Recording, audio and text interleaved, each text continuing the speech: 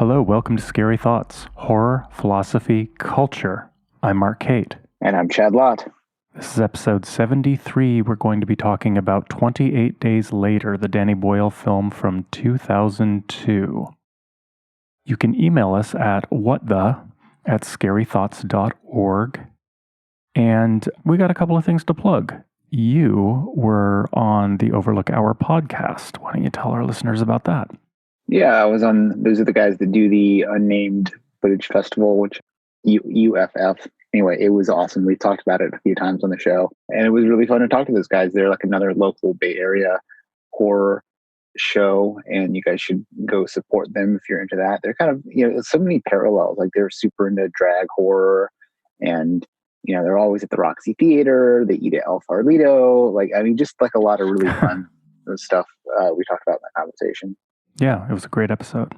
And then I am going to be actually teaching a class online on how to make a podcast. It's called Start Your Podcast Now, and I'm doing it through Gray Area, which is a local digital arts nonprofit here in San Francisco. So that's coming up this May 25th and 27th. That's 2020. From 5 to 8 p.m. Pacific Standard Time. The cost is $60, and it's for anywhere from beginner to intermediate. And you can get information about that at grayarea.org, G-R-A-Y, area.org. And I'll be teaching how to share your ideas and interviews and stories or any audio content with the world, and how to select gear, best practices on recording and editing, how to publish your audio content, and how to get it on Apple Podcast, Stitcher, and how to set up your RSS feed and all that sort of thing. It'll be online via Zoom, and I'm really looking forward to it. It should be fun. Actually, you really pushed me to make this happen, I think. Yeah, I think there's a lot of people out there who would like to do a podcast and like to start. For me, like always, the starting is the really terribly hard thing, especially when there's anything that involves batteries and wires and shit. I'm just like not into it. And it's really not nearly as challenging to get off the ground as you would think it would be. And there's a few things that if you do along with that, you'll sound great out the gate instead of just having like a really bad sounding podcast that no one wants to listen to. And then if no one listens, it's just not as much fun. You want an audience. It's true. And actually, on that note, we should bring up the caveat that this is shelter in place time. And so we normally record on very nice microphones in person in a quiet room, but we are currently across the bay from each other. So we're doing this over the internet. So the audio is a little compromised. Sorry, everybody. And I am sitting in a car. It's the only privacy you get now, huh? Yeah. All right, and maybe last thing before we get started is spoilers ahead, and I would assume spoilers for 28 weeks later as well. Probably dig into that a little. Yeah.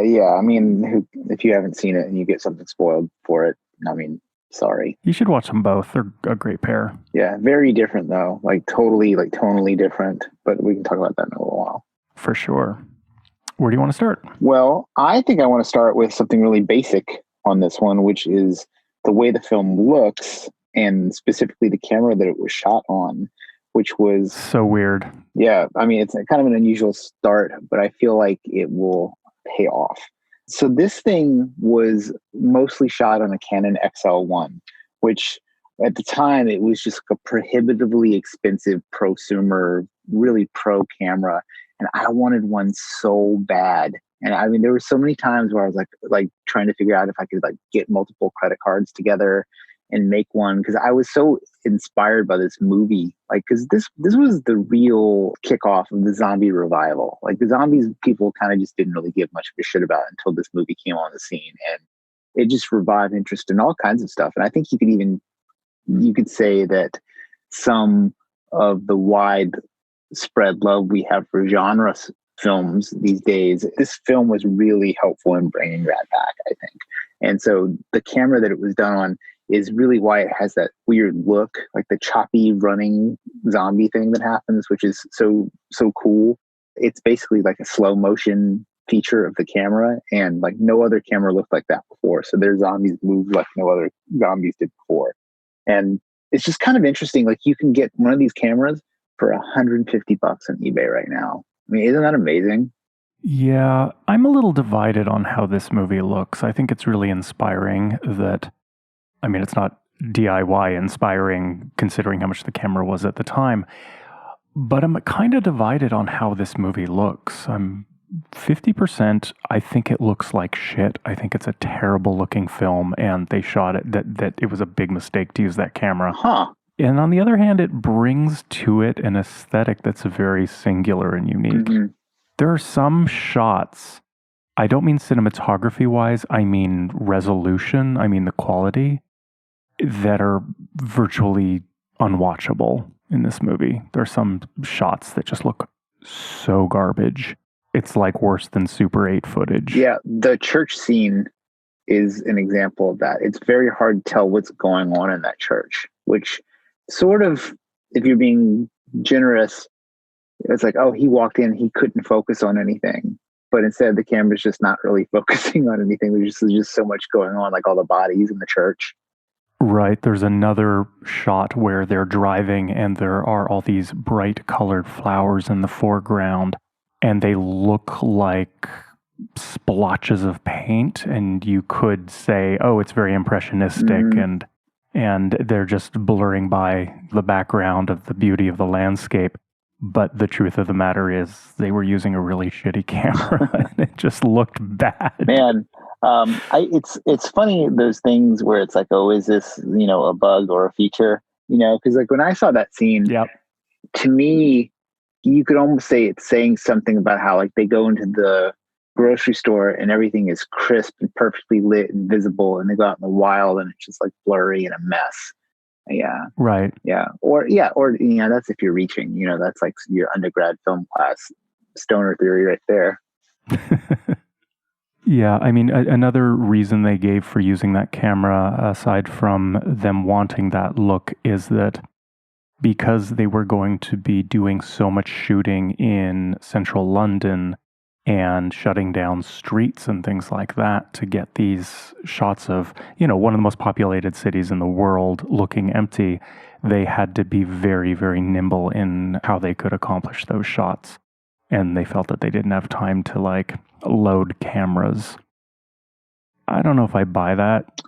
I don't know, man. I think that it's possible that could have been a reason why they did it the way they did it, because I remember years ago listening to the commentary for this DVD, and they talked about like how guerrilla shooting it was. Like they were just breaking in and out, and the film is shot in chronological order, which is kind of interesting, other than like a couple fill-in scenes they did. But I feel like that's how like a little child, or like if I was 12 years old with a camera, like I always wanted to be, that's how I would think to make a film. You just do it in order, and it gives it a certain like feel. Like Raw was shot like that. Yeah. Well, and then we also covered, oh shit, what was the Soderbergh movie? Unsane.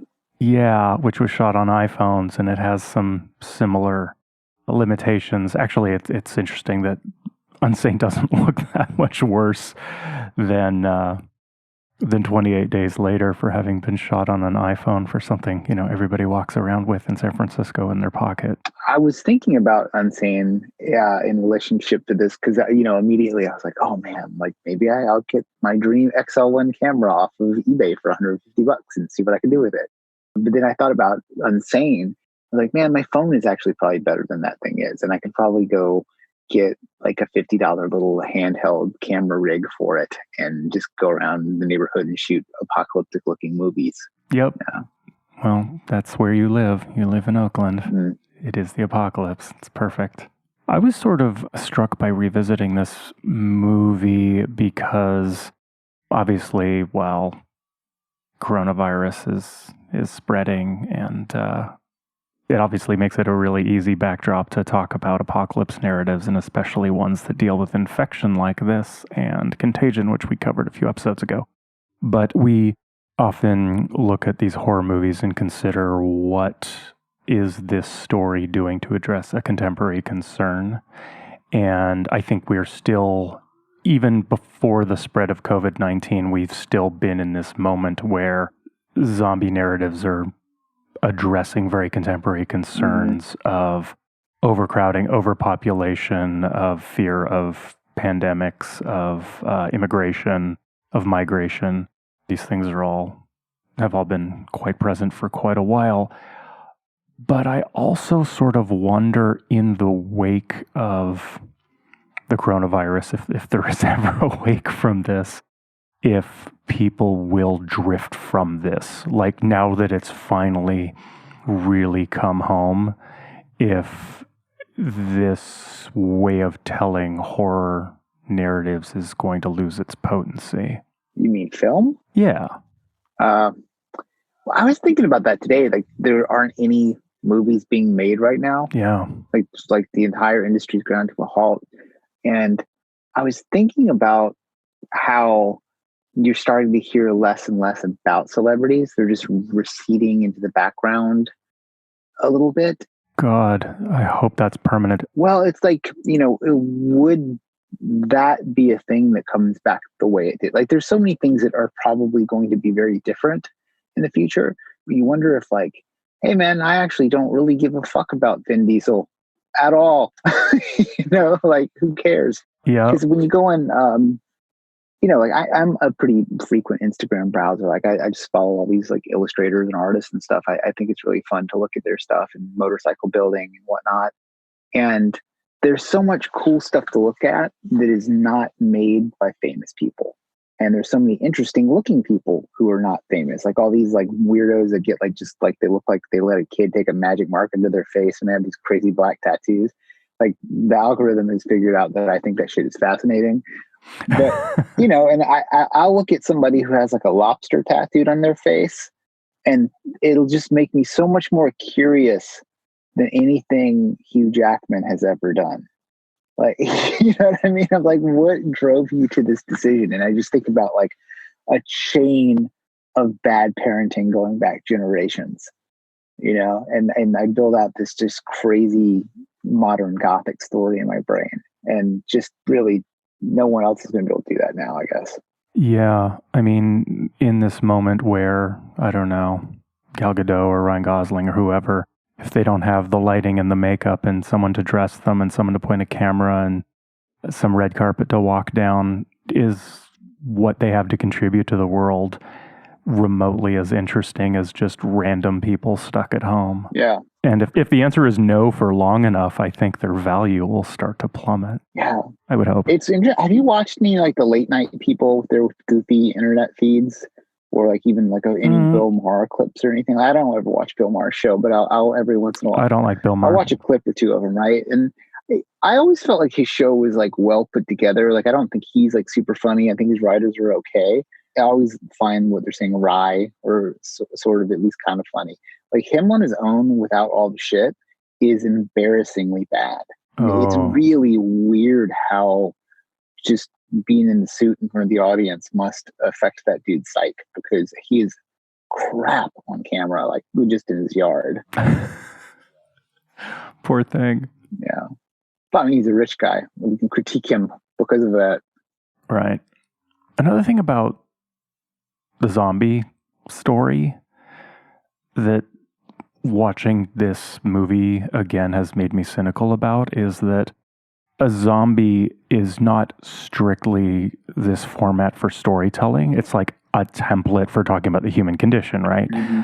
But it's also a template for writing shitty horror movies. The horror genre has all these templates, granted, and that's part of what we love. We love slasher movies because they're all the same in a certain sense.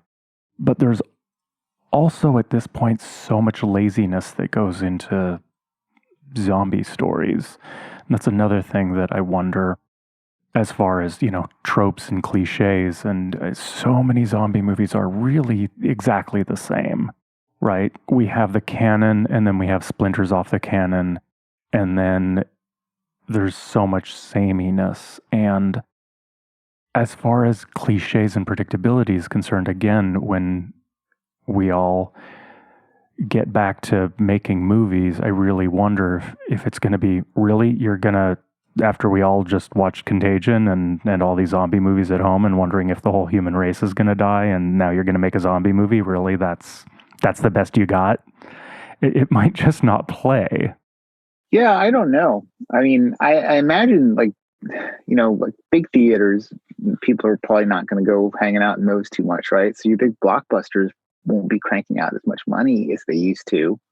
You wonder what sort of films will get made. I don't know.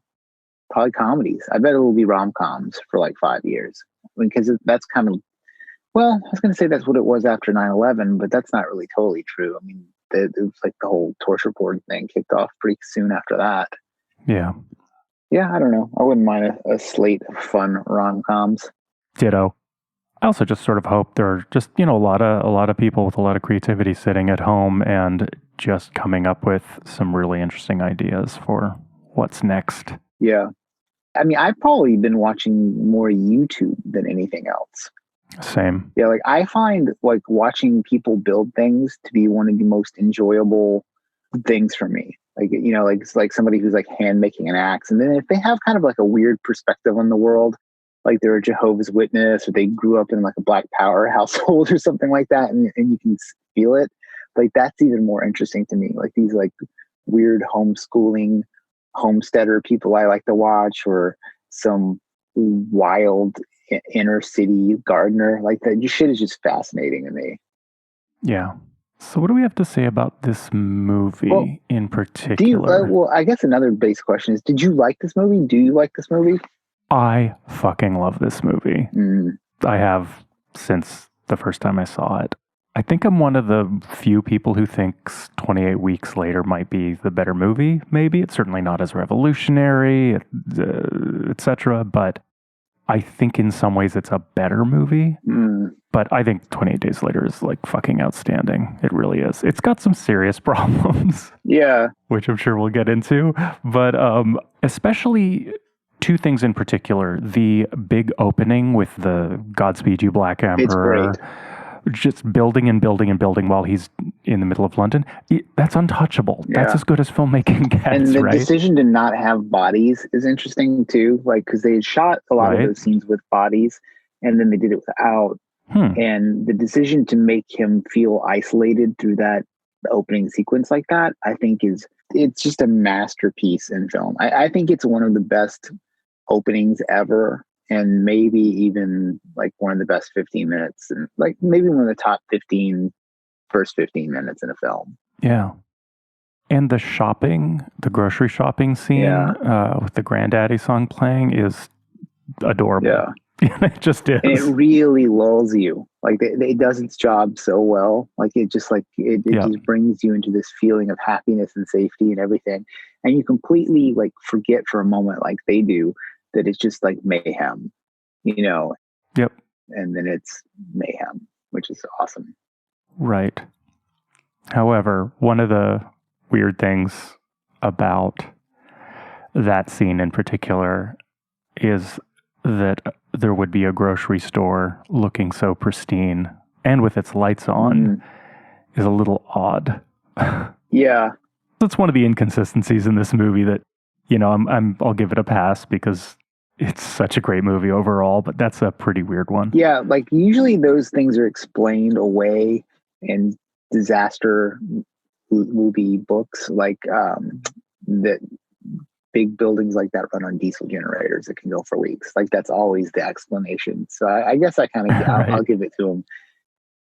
I mean, there's other goofy stuff. The realism of that isn't quite even nearly as bad as the realism or lack of realism of the soldiers at the end of the film. Yeah. Yeah. Why don't we just dig into that? Because that's. I remember just thinking this movie was like, credits to credits, an awesome movie, and there were no problems with it. And I was really delighted to go back and watch it. And it had been a long time since I had seen it.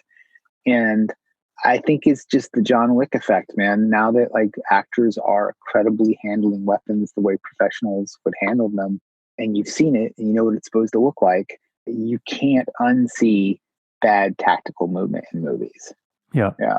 And the soldiers are like just trash. And I was reading like the trivia on IMDb, and they were talking about how like these soldiers trained for 3 days They train for 3 days to be able to handle their weapons. And that's like fucking retarded. Because like John Milius put the kids in Red Dawn through weeks of training. And it's credible. You can tell. Like they look credible on the film for their time.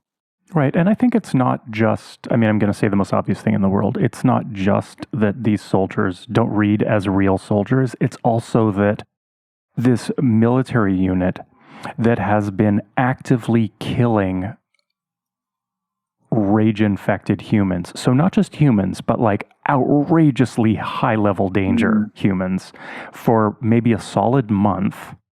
And they are completely outwitted and outgunned by a bike courier. Yeah, a brain-damaged bike courier. Who has been lying on a bed for a month. Yeah. 2 days after coming out of a coma, he can take out an entire platoon in a building that they've been inhabiting, so they know he doesn't know where he is. They know where they are. Yeah. Yeah.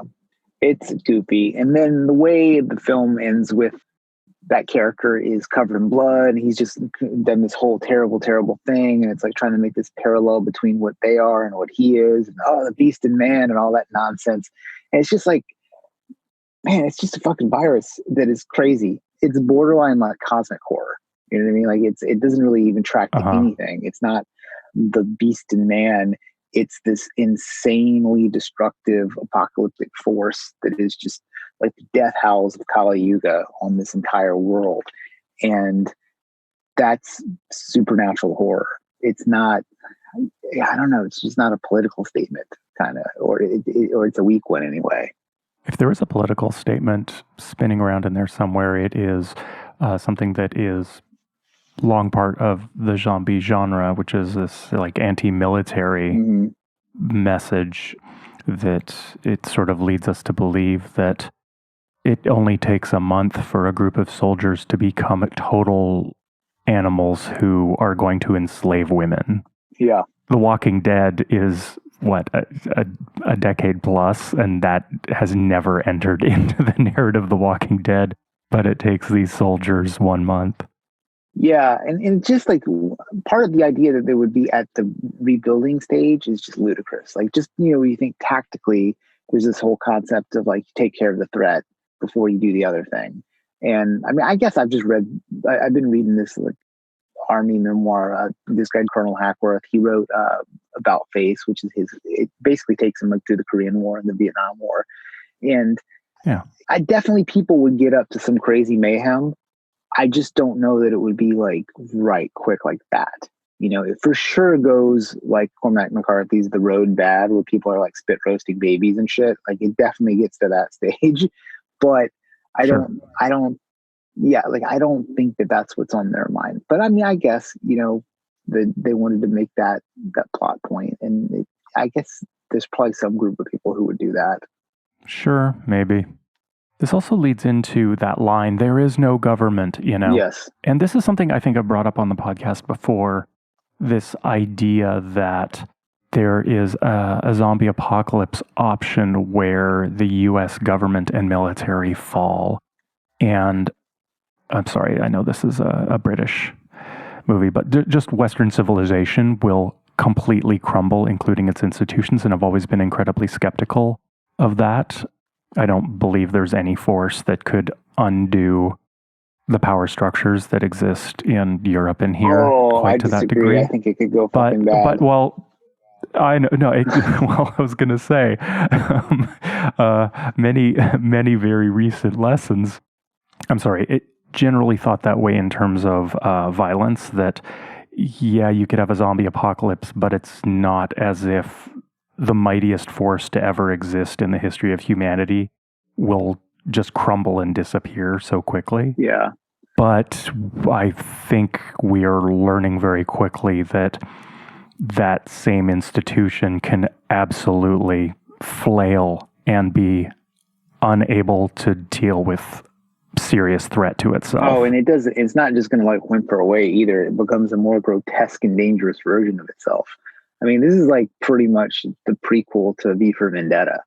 If you've ever read, I mean, not so much the movie, but the comic book. There was a pandemic, and the government is the only authority that's able to take care of everybody, and they essentially turn everything into this like gray scape, like Eastern Bloc government. Yeah, and then the Guy Fawkes mask guy has to come kick everybody's ass to make things right. Right. So anyway, I just feel like we're watching some outrageous failure play itself out right now that makes some of these stories a little bit more genuine than I might have believed a couple of months ago. Yeah, man, society is way more passive than I ever thought it would be. Like I thought I thought by now there would be some serious demonstrations in the street, and not just the like I want to go back to work crowd. I thought there would be people totally starvation by now. Like I don't know if there's been enough government money handed out or what, but or that they didn't shut down weed stores. Like I don't know what the deal is, but it has been way calmer in America than I thought it would be. Yeah, we'll see where it goes. It could turn a corner very, very soon. Hope not. Yeah. I don't think it will, but it could. We're not doing too well here. Mm. I mean, I'm doing fine, but yeah, I've actually really enjoyed just working from home and being at home and not going anywhere. Like I feel like I could do this for a long time. and that doesn't mean I would recommend it for everybody or think that people should stay home on my account. But I just guess for somebody who doesn't like to go outside, it's not too bad. It's my public service announcement. This has been great for me, quite frankly. I miss my friends, but I've also got a lot done in a very short period of time. Yeah. With this movie, what did you think of the happy ending? Well, there's two endings. There's the ending where he dies, which they didn't have, and there's the happy ending. This one, I think after like a bleak nightmare movie, like I don't mind a happy ending. Like the state of the world is the endings are not happy. So why don't we take them where we can, I agree. I thought it was a great choice. Yeah. And then, back to the film, it's interesting how that whole end sequence where they're alive and happy is shot in 35 millimeter instead of the X one. So it has a much more like, it's not only a happy ending, but it's a cleaner Hollywood looking happy ending than the rest of the film was. Yeah. Which is weird to me, that decision. Like I never really even thought about it. Although the film does look different at that point. And then I always kind of took that difference and look that it could be just a dream and that he imagined it and he died. Like I think this would have been a more successful movie if the ending had been ambiguous, like the ending of Drive or something like that. Yeah. Well, it's interesting how different it is from the ending of 28 Weeks Later, which is the kid gets away and then actually is the reason for infecting the rest of Europe, and Europe seems to fall just because that kid got on a helicopter. Just very, very bleak. I was really taken with watching 28 Weeks Later more than, watching these movies in this moment. Obviously, there are a lot of parallels and a lot of reflections, but I was really struck by 28 Weeks Later is about reinfection. It's not just a zombie movie. It's about what happens when you think the coast is clear and then you open the door to things getting worse than they were in the first place. And they do. Yep. And that is really interesting, I think, to think about right now, because that's sort of what we're facing, right? Like we're really itching to get things back to some form of normalcy, but at what expense? I think there's a lot of collective anxiety about having the second wave of infection in the US being worse than the first. Yeah, I've almost completely disconnected from coronavirus news. Like I just can't wade through it anymore. So I don't know if we're on the second wave, first wave, third wave, or what. Because like every day you'll read like one person saying, "Oh, these numbers are totally exaggerated," and or it's way more serious than it is. And I mean, it's so fucking overwhelming. I've just been like, no thanks. I'll just watch 28 Days Later. Fair. Yeah. Unfortunately, I think you and I were talking about this offline a bit, but a lot of the things that I want to know are not actually in the news. One thing that I'm really curious about is how in the Bay Area and in California in general, so many hotels have opened up to homeless people. Mm-hmm. There were so many articles about what that might mean and who's doing it and how it's going to play out. And then there are no articles about how it's playing out. Well, I have a feeling that it is going fucking bad. No, because imagine, like who cleans up after people? It's like these aren't necessarily bad people, but they're supplying drugs and alcohol. The cities admitted as much. Yeah, the cities are not paying for it. It's but yeah, I mean, but they are. Fine. Yeah. I mean, whatever. But I mean, it's just like, what do you like? What's the outcome for that? You're just going to house people and give them drugs, and that's actually a solution that I've talked about for a long time. Is like you have like almost like this bad batch zone where you just like, hey man, are you at the end of the road and all you really want to do is heroin?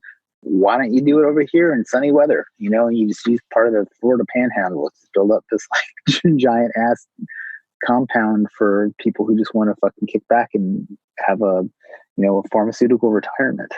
Yeah, I mean that was the plot of the middle of The Wire. Was that season 3 or 4 of Hamsterdam, and it actually goes really well until the middle management of the world gets wind of what's going on. Yeah, I mean, it's so fucking weird. It's like that's like a juicy, interesting topic. Like, how come nobody is going to investigate it?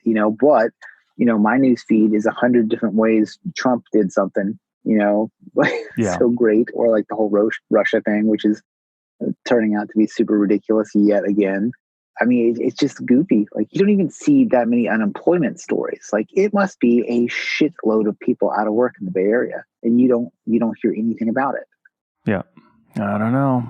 I mean, like, what about crime stats? Did crime just stop? No fucking way. I haven't seen a crime story in weeks. Yeah, I want to know. Yeah. It's like, it's weird because you're like, man, is it just going off out there? And I just don't know. Because I guess it's kind of more of like a conservative, conspiratorial viewpoint. But the news and the information is clearly being filtered in certain ways. Like, whether or not like you agree with having whatever Yahoo you want to say whatever online, there are voices being silenced. Maybe they should be silenced. I don't know. But we aren't getting a pure, raw, unfiltered view of the world. And that's what people think the internet is, or at least it used to be, but it's not. There's like a handful of companies that decide what you get to see, So I think people should be very careful about absorbing that kind of information and forming worldviews with it. I mean, it just seems, I don't know. It could just be, I feel like it's a very narrowing influence on people's outlooks. I think it's worse than even what you just described, because it is that plus algorithms playing to your worst instincts. And so I think that the ways in which we have learned nothing about how to filter internet information and try to find some sort of valuable truth anywhere is not playing itself out very well right now.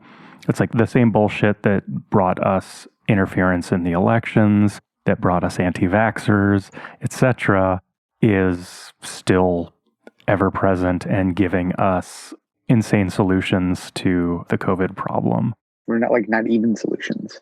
Or not even solutions. Yeah. I mean, that's something, you're trying to come back to this movie.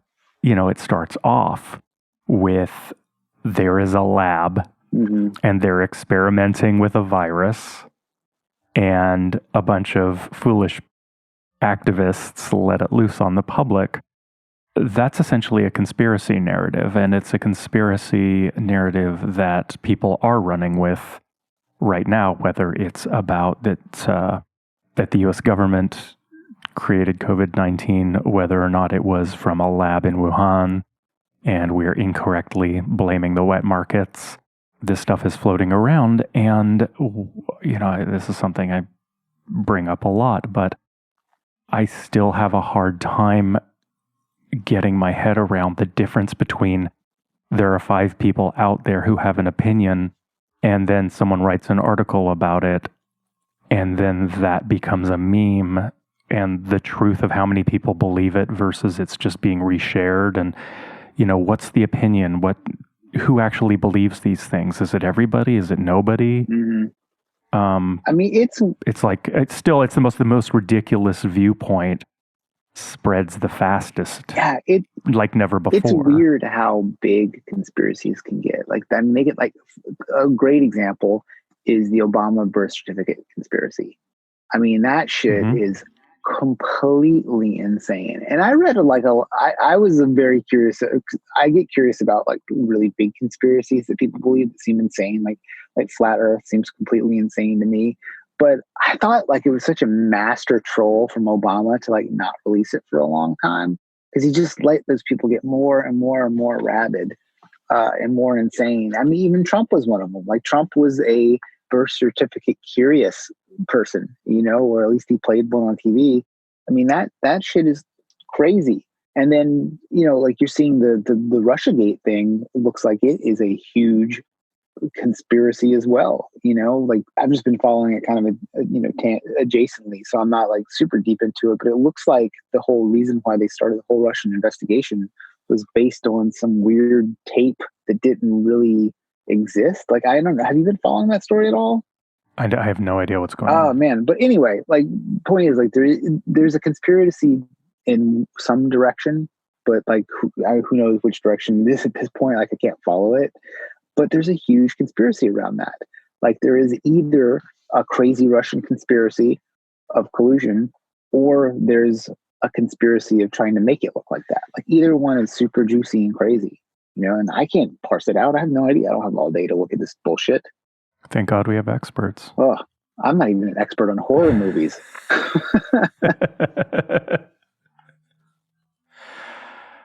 Oh, what else? I feel like there's so much in this movie to talk about, but so much of it is very well trod. Just like, it's not technically a zombie movie. What's the difference? Yeah. This gets blamed with introducing fast zombies, but that was actually Return of the Living Dead. It's an important movie for so many reasons, but that stuff gets covered everywhere else. And it's interesting. Like I don't have anything new to say about it. Yeah, a lot of conversation about this film involves 9/11 narratives. Yeah. And it's interesting because like I think for sure, like I saw this movie and watched it, like it was a DVD that I owned and would often have just running in the background while I was doing stuff during post 9/11 America. So like I really associate this film with that time, and I really associate I was listening to a ton of Godspeed You Black Emperor back then, like pretty much all the time. But the movie was made before it. So it's like I always feel like I don't want to import historical things into our art retroactively. Like I mean, I get that people can do that. It's like, what would Heidegger have said about Old School the movie? Like that people want to do weird shit like that. But I don't know. What do you think? What do I think about what exactly? Do you think it's fair to tie this movie to like 9/11 reads? Yeah, you can do whatever you want. I mean, if you can write Pride and Prejudice and zombies, you can talk about 28 Days Later and 9/11, but I don't think it tracks very, very well. I mean, it's definitely of that moment, and it can definitely be a way of thinking about how a society can fall and fail, but I don't see a reasonable connection. Yeah.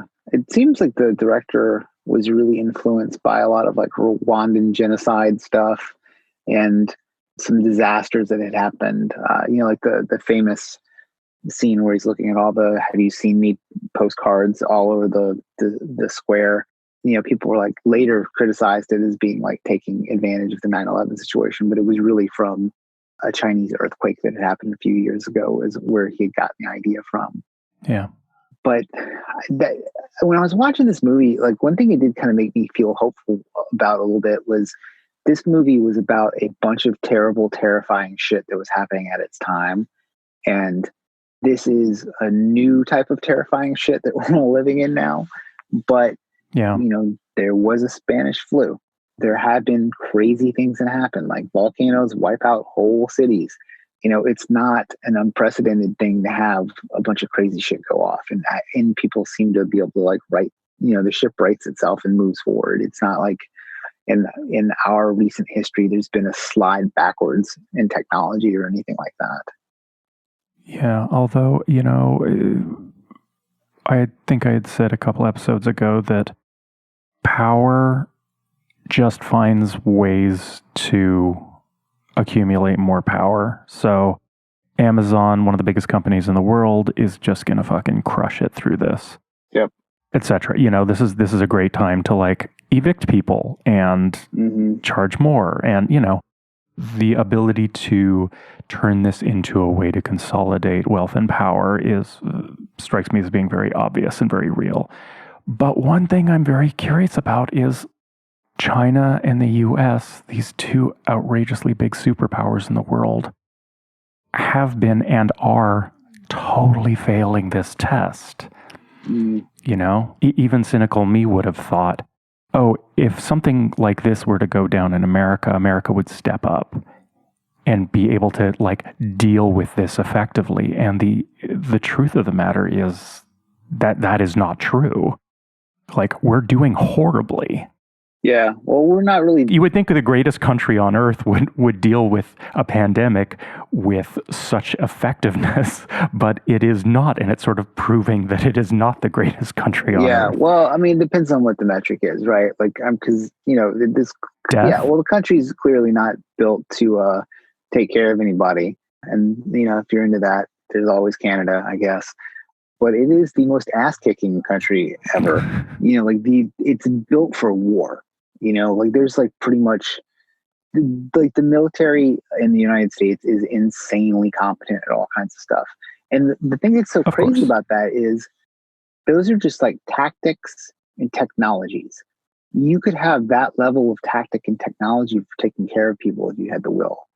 You know what I mean? Like, that's the thing that's so fucking crazy is just like, if you had the defense budget and it was directed towards education, fitness, and healthcare, you would have like an entire nation of genius Adonises. I mean, it would be awesome, But instead, you just got to get ready to like kill some jihadi someplace. I mean, and all that shit is valid. Like, I'm definitely into that.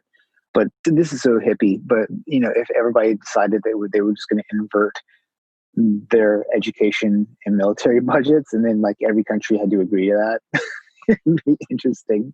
Like, people will be going to war in canoes. Yeah, but that's exactly the sort of thing that everybody would get together and do, and then America would go like, fuck it, we changed our mind.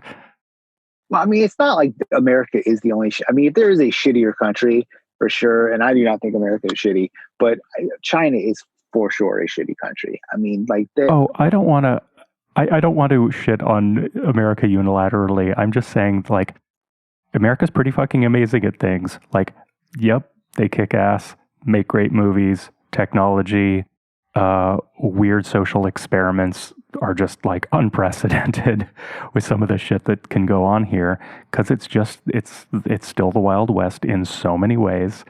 But at the same time, you would think that like, there's going to be the situation where the threat of, the scythe of death is just going to come sweeping across the globe, and America's just going to actually not know how to deal with it at all. Shoot it. That's how you deal with it. Yeah. Are you thinking about going back to being a Canadian? Is that... Do you like your buyers? I still am a Canadian.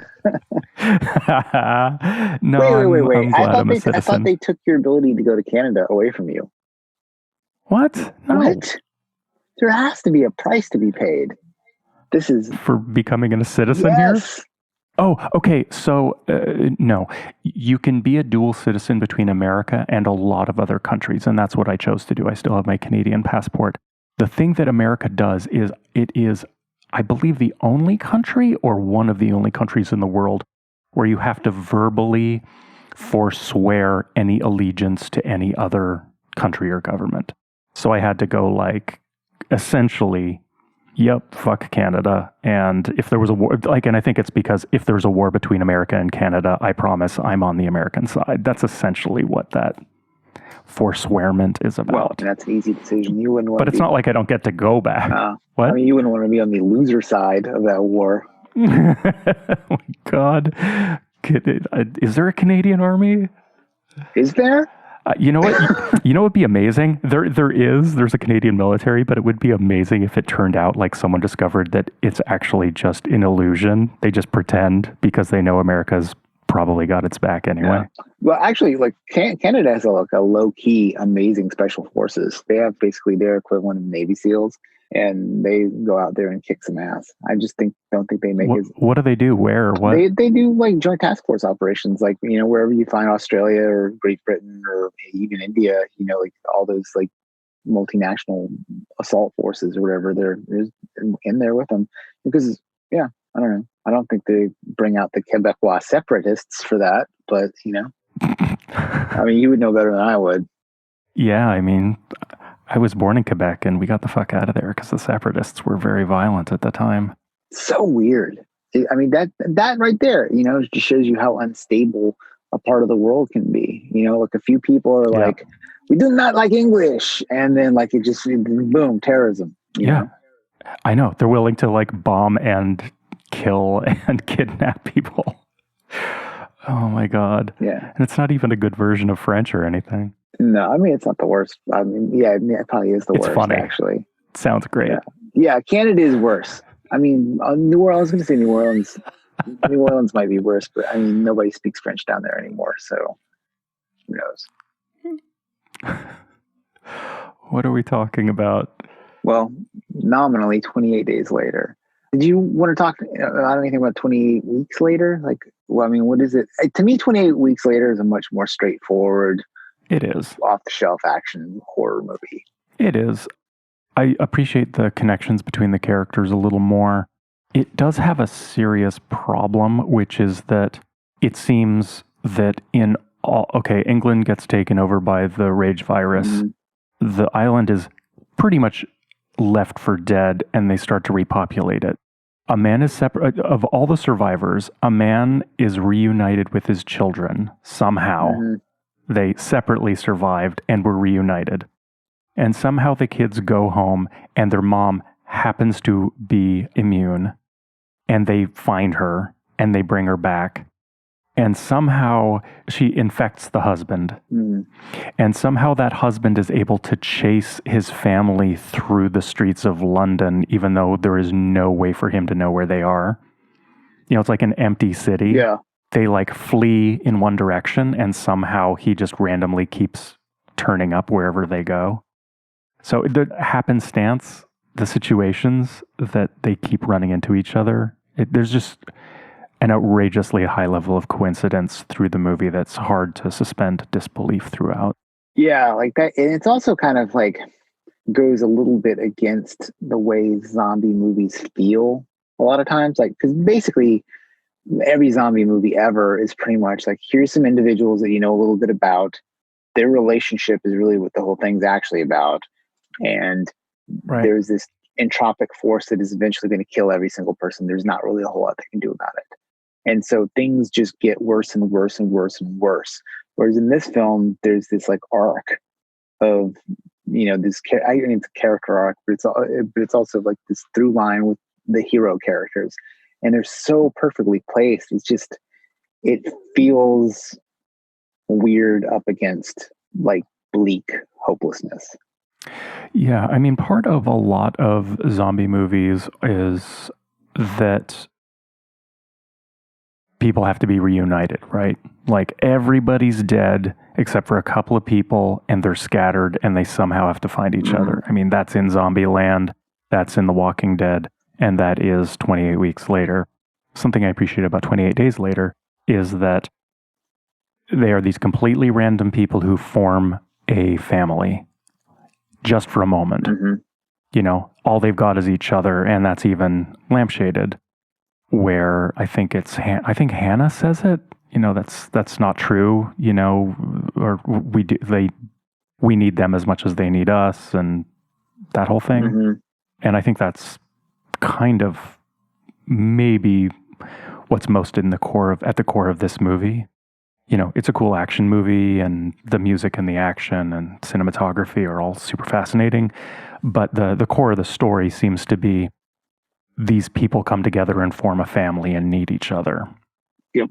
And that flies in the face of these these military guys who are just trying to maintain power and destroy.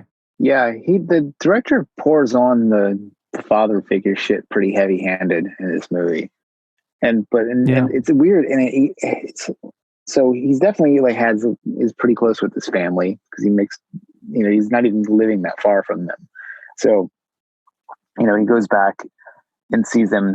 His real father's dead.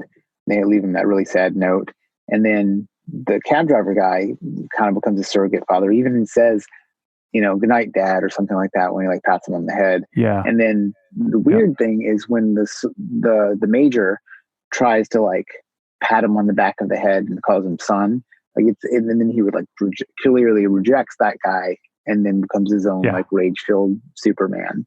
It just feels like somebody really like wanted to like play up psychological themes instead of just letting them happen. I don't know. Maybe that's unkind, but it's goofy. Yeah. I don't know. I like it. So okay, if you were going to make a zombie movie, would you go fast zombies or slow zombies? I don't know. I think. Okay, before I answer that just reminded me of something else that struck me about this movie, is that there are inconsistencies in both this and Weeks, and all movies have inconsistencies, and so, you got to just suspend your disbelief to some degree. But so there is and whenever you talk about something fantastic like a vampire or a werewolf or a zombie, you gotta do some sort of, you gotta explain some things maybe, but you also just gotta let shit slide. It's fantasy, and that's just the way it is. But it helps to have a certain level of consistency through how, in this circumstance, a zombie operates, right? So you're infected with rage, and that doesn't make you superhuman. It just means that you're human full of adrenaline or something. Yep. But there are some rage zombies in this movie who seem to be able to take 7 bullets to the chest and keep running. Or like with pieces of their body missing, and they just keep going. And that's a bit of a problem. And it just sort of made me think about how, because of the degree to which the internet and pop culture analysis, whether it's on YouTube or TV tropes or whatever, people really parse out these rules. And like the cliches and the tropes and the rules and the world building is all so picked apart that when I feel like when people approach these subjects now with any sort of intent, they work these things out in more depth than perhaps they used to. Yeah. Or until they discover another way in which they didn't think about the limitations of their world building. But at this point, if you're going to make a zombie movie, you already know, like, well, what are the rules? Whereas I would think in the 70s, 80s, 90s, and even when this movie was made, the concept of you have to really define your rules of what a zombie is so that Reddit doesn't freak out just wasn't there. Yeah. Does that make sense? Yeah. I mean, just think about like how baffling the rules of Return of the Living Dead are. Right. It's just insane. Like, taxidermy cats come back to life. Pinned butterflies do. Some zombies can talk, other ones can't. Some want to have sex with you. I mean, it's just weird. Yeah, it does have the excuse of being a comedy, but it's totally true. I think I would be interested in creating a situation that was incredibly realistic about how a human body endures despite decay. Mm-hmm. Okay, so similar to these movies and TV shows about a bunch of people died and then they came back, and how do all the survivors, the family, deal with their resuscitated, your dad was dead and buried, and then he just shows up a year later. What do you do? Is he like a zombie, or does he just look normal? Different books and TV shows and movies have different approaches to these questions. But I think that's an interesting thing. Like, what's the psychological toll of saying goodbye to somebody and then having to deal with them again? And what if they're different? And how do you trust who they are and what they are and how long they'll be there and how have you moved on and how do you re-engage with them? But I think that might be interesting to do with the human body. So whether it's, okay, you are dead and dying and decaying, what is your experience of your own body? Mm-hmm. What is existentially happening to you? This would be an extension of something like a narrative about someone surviving cancer, right? Like, what do you do when your body's betraying you? Drugs. Sure. I don't know how much else to say about this movie. Yeah. Yeah. I think it might be, this one is almost a little hard to talk about in the same way that if we were to do an episode about The Shining, so much has been said that it's kind of hard to approach in a unique way because all the juiciest bits have been sucked dry. Yeah, that's kind of why I was kind of drawn to talking about like the way the camera worked and how the film looked, and it even made me think of like there's weird transitions in this film, the way it's edited. Like there's that one thing where like you can see half the dude's face and half the skyline. Yes. And then it just bleeds up into the scene. It's the weirdest. Like I don't think I've ever seen like a half shuttered fade in or wipe like that. It's just the weirdest thing in the film.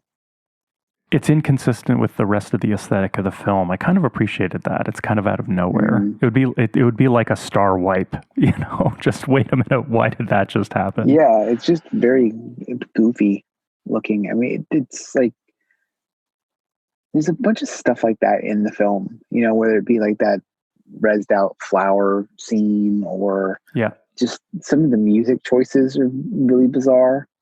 Like the Granddaddy song or in that scene. It's so unfortunate that the Godspeed You Black Emperor song is not on the soundtrack. It's not? No, they don't. No sense. They didn't have the rights to it,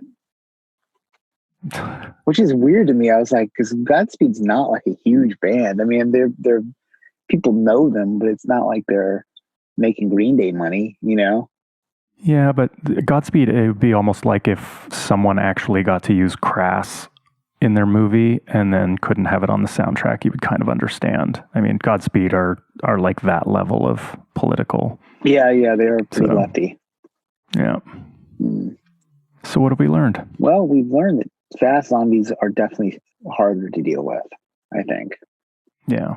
It just seems it just seems worse. But then again, it would also burn itself out faster. So I think I would prefer to live in this zombie world rather than Walking Dead zombie world, because these guys starve to death, and then all you have to do is let everybody die.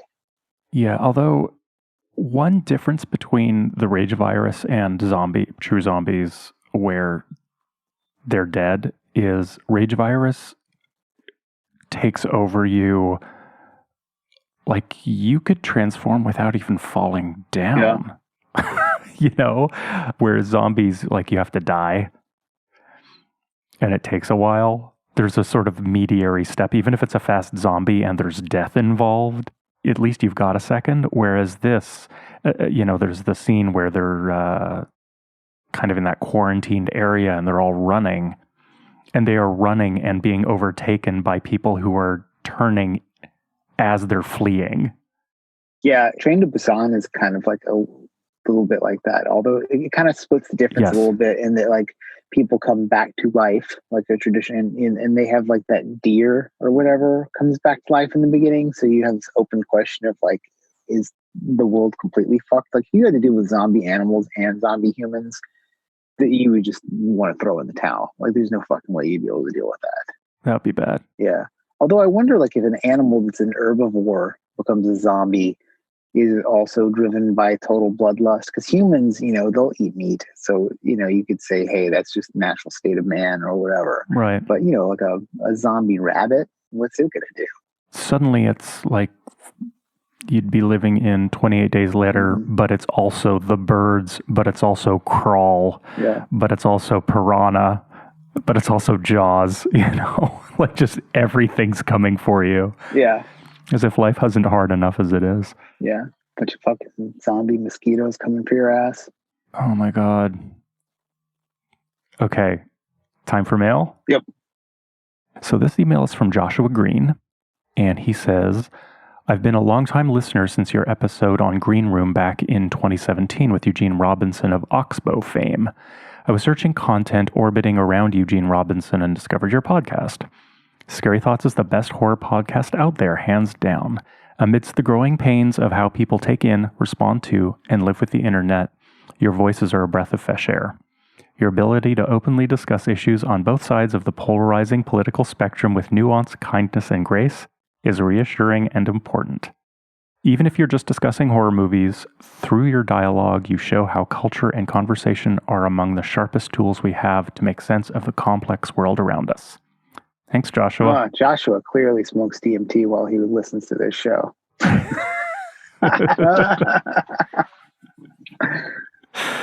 So he actually, and then he says, other horror movies possibly to consider, and he has a list of recommendations. The Lure from 2015. Have you seen it? No, but I looked it up, and it's the best possible name for a mermaid movie.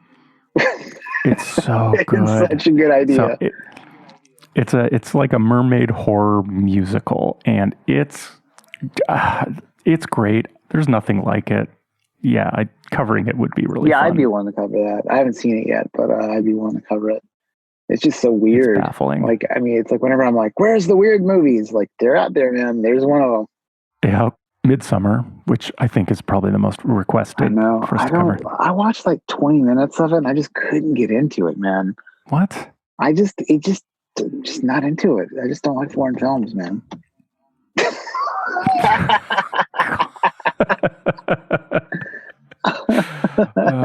Okay.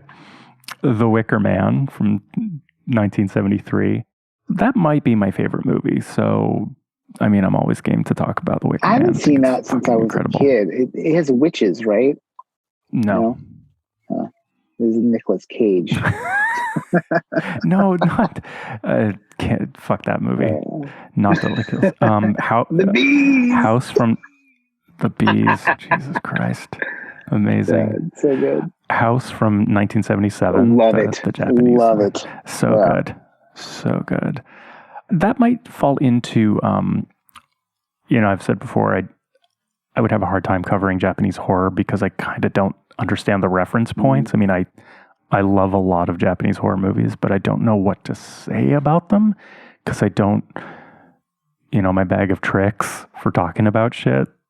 I just have nothing for it. Yeah, I don't know if I have anything intelligent to say about House. There's a whole, I think we could talk about House, but to your Japanese horror thing, like there's an entire Japanese division of nihilist philosophy that I've never read any of.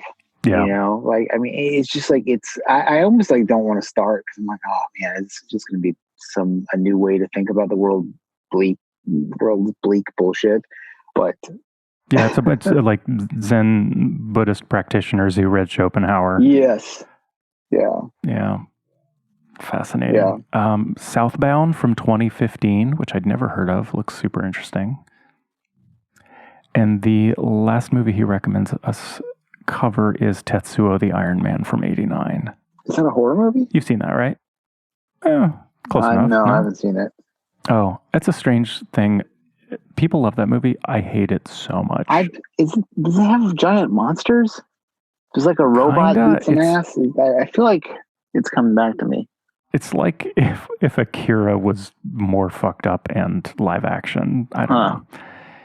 I think it's really dumb and hokey. Are there tentacles? People love that movie. Are there tentacles? It's very biomechanical. It's been a while since I saw it. I don't know. Maybe I should revisit it. Maybe I should reconsider. I don't know. Well, we'll need something to hold us over until John Wick 4. Oh, God. I'm so excited. Yeah. I have found myself... And hold us over until 28 months later. Yeah. Or 28 years later, which is... Man, Did we miss? No. I mean, it will be 28 years later pretty soon. How crazy is that? They gotta fucking make that movie. All right, is that it? Yeah, I think that's it. I mean, I don't know that I need to think about zombies anymore. I will probably, this has not made me want to go back and revisit other zombie movies. I'll say that. Yeah, same. This one's about as good as it gets, I think. Yeah, it's top shelf for sure. All right, folks. Again, you can email us at whatthe@scarythoughts.org. Go check out Chad as a guest on the Overlook Hour podcast. If you are so inclined, sign up for my podcasting class at grayarea.org. And we will see you next time. Yeah, that class is a great investment, I'll add. Get in there. You'll be selling mattresses in no time. Thanks for listening. Later.